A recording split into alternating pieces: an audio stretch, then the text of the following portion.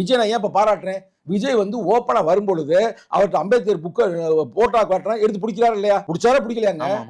எங்க பிடிக்க சொல்லுங்க ஸ்டாலின், ஓப்பனா எடப்பாடி பிடிக்க சொல்லுங்க, விடுதலை சிறுத்தை பிடிப்பாரு, எங்க தலைவர் எழுச்சி பிடிப்பாரு, அது வேற. ஆனா இவர் ஒன்றும் தலித் இல்ல, ஆனா தலித்து அல்லாத ஒரு தலைவர் தான் சொல்லணும் பதவி, கரெக்டா? முதலமைச்சர் அவர் வந்து பொதுல வண்டியில போகும்போது தூக்கி பிடிக்கிறாருங்க. அப்புறம் என்னன்னு சொல்றீங்க?